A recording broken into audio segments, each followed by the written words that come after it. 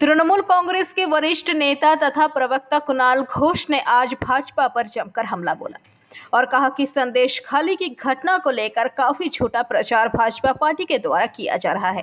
तृणमूल कांग्रेस को बदनाम करने के लिए भाजपा के नेता झूठा भ्रष्टाचार का प्रचार कर रहे हैं, जबकि तृणमूल कांग्रेस किसी भी तरह के भ्रष्टाचार का समर्थन नहीं करती है।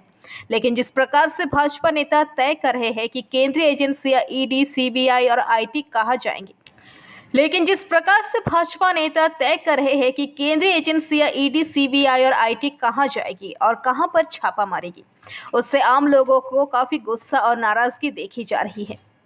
সন্দেশখালীর ঘটনা নিয়ে একটা বিকৃত প্রচারের মহল তৈরি হচ্ছে, বিকৃত প্রচারের মহল চলছে। তৃণমূল কংগ্রেস দুর্নীতিকে সমর্থন করে না। যদি ন্যায্যত নিরপেক্ষ সত্যিকারের তদন্ত কোথাও হয়,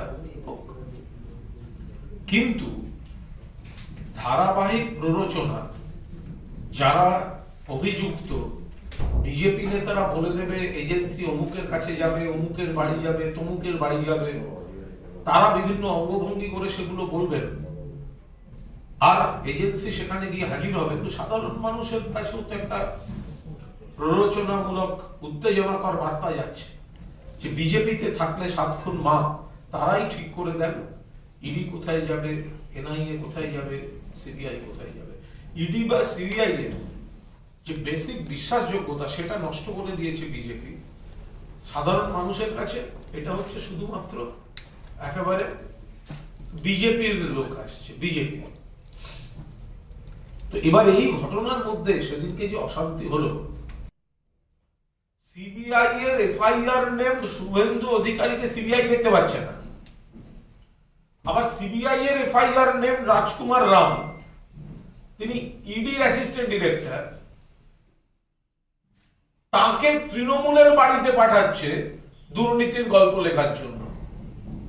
ফলে আমরা চাইছি সাধারণ মানুষ বিষয়টা দেখুন, এই যে চূড়ান্ত দ্বিচারিতা, এই যে মুখোশের আড়ালে অন্য মুখ খেলা করছে, দুর্নীতি কোথায়, এতজন তৃণমূলের বাড়িতে যাওয়া হচ্ছে, তার কটা তথ্য প্রমাণ দিয়ে প্রমাণ করতে পেরেছে কোর্টে। কোর্ট থেকে তো বিচারপতিরা বলেন তথ্য কই, প্রমাণ কই, কতদিন আটকে রাখবো।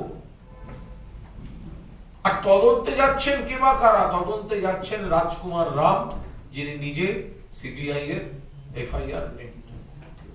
ফলে আমরা স্ট্রংলি আমরা অপোজ করছি যে থিওরি পশ্চিমবাংলার বুকে চেষ্টা করছেন ওটাকে ইমপ্লিমেন্ট করা, যে তৃণমূলকে চোর হিসেবে চিহ্নিত করে।